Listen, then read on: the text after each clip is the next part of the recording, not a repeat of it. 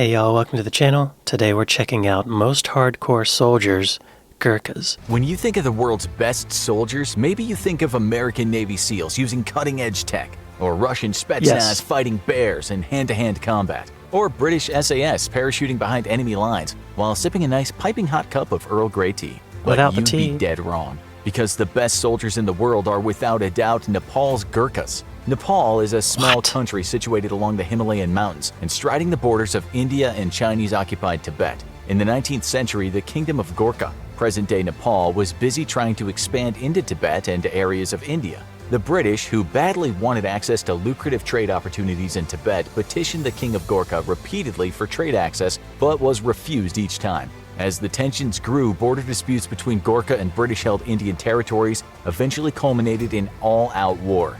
But it was then that the world would learn of the small but mighty Gurkha warriors. Despite being the world's sole superpower having access to greater wealth and better equipment, British forces struggled in their fight against the Gurkhas. Amazing. The British East India Company, How? which championed the conflict, Why? suffered massive casualties. I reacted to a video last week about the history of Britain, and it mentioned that the Gurkhas were the most fierce fighters. They were British allies, and I'd never heard of that. And now I'm finding out. And British commanders remarked on the fighting prowess and bravery of the Gurkha soldiers. The Gurkhas were eventually forced to sign a peace deal with the British, but they had more than earned the respect of the British military. How so did they much force so, them? in fact, that one of the stipulations of the peace deal was that Britain would be allowed to recruit from amongst the Gurkhas for its own military. This would start a 2-century-long partnership between the British military and the Gurkha people. To date, around 20,000 Gurkhas have fought and died alongside British troops in 20,000? conflicts all around the world. But what makes the Gurkhas the best soldiers in the world? Great First, question. their simple genetics. Like any alpine people, Gurkha soldiers have a solid genetic advantage over us lowlanders. At such high altitudes, getting enough oxygen to function normally can be difficult for normal people, even if they aren't doing anything particularly strenuous. To overcome the problems with living at such high elevation, Gurkhas have developed a genetic mutation that allows their blood to more efficiently store and transfer oxygen. And their organs are more efficient at using oxygen than those of us who live at lower elevations. Wow, that totally makes sense now that I'm seeing this. So their bodies are used to living off of a tiny bit of oxygen, so I guess whenever they come to the lowlands, they have more strength and more endurance. Thus, while a normal person might struggle with the thin oxygen atop a mountain, Gurkhas can make better use of that oxygen and not suffer the same debilitating effects. When Wow. you move a Gurkha to a normal oxygen environment, their genetic mutation allows them even greater efficiency. This means that on a genetic level, Gurkhas are capable of greater physical fitness than normal people. Wow. High stamina and great endurance are their That's amazing. superpower. But that's only part of the story, because another reason Gurkhas are the best soldiers in the world is the incredibly grueling selection process to become one. Living in a country with few opportunities for prosperity, becoming a Gurkha is not just about prestige for the Nepalese youth. It's also about opening the doors to a better future. That's why every year almost 30,000 young Nepalese men compete for a slot in the 200-man recruiting quota. Okay, wow, did this say 30,000? That's why every year almost 30,000 young Nepalese men compete for a slot in the 200-man recruiting quota. Wow. Yeah, that would do it. I mean, that's, what percentage is that? Wow, so it's genetic, but it's also competition, because they want to make a better life for themselves.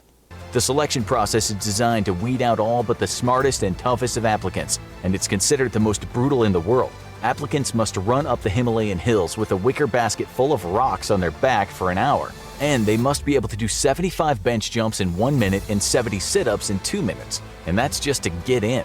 Once accepted, additional training awaits a would-be Gurkha. Despite having such low numbers, Gurkhas have historically distinguished themselves on any battlefield they fought on, and their deeds of daring are the stuff of legend. In World War II, Gurkha Lachiman Gurung was fighting on behalf of Britain against Japan. One day, the position he shared with 2 other men was attacked by 200 Japanese, and despite the overwhelming odds, the Gurkhas refused to retreat. After intense fire, both his comrades were mortally wounded, leaving Gurung on his own. Suddenly, several grenades dropped into his position, and Gurung immediately sprung into action, hurtling them back at the enemy one after the other. Yes. By the time he pitched the third grenade, though, it exploded in his hand, blowing off most of the fingers on that hand, severely injuring his torso, right arm, and a leg.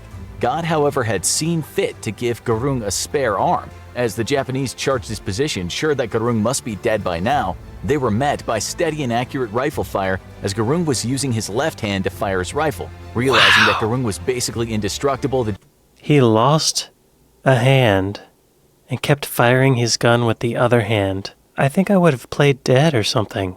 I would have given up. Realizing that Gurung was basically indestructible, the Japanese wisely retreated. When the dust cleared, Gurung had killed 31 Japanese and prevented his position from being overrun, earning himself the coveted Victoria Cross.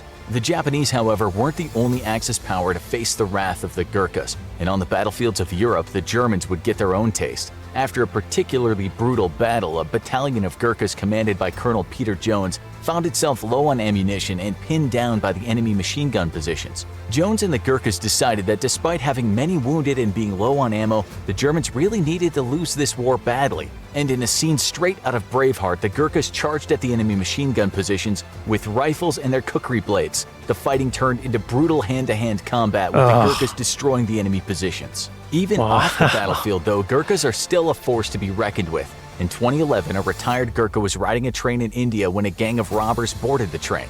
The 40 men immediately began robbing passengers and attempting to rape the women. Figuring that 40-to-1 odds made things about fair, retired Gurkha Bishnu Shrestha whipped out his trusty kukri knife and took on the entire gang of men who were armed with knives, swords, and pistols. Wow! Killing 3 of the robbers and severely injuring 8 others. I have to see security camera footage of that. That's like a movie. He should be in Mission Impossible 8. The rest of the gang lost its nerve and quickly fled. Thanks to intense training, a genetic mutation, and a fierce fighting spirit, Gurkhas are without a doubt the best soldiers in the world. And anywhere that Britain or its allies fight, Gurkhas are sure to be there. I had no idea. If you would have asked me a couple weeks ago who the best soldiers are, I would have said like U.S. Marines, maybe the Navy SEALs, but the Gurkhas. Wow, really amazing video. I had no idea. Thank you guys for recommending. If you have any other recommendations, please leave it in the comments. I'll see you guys next time.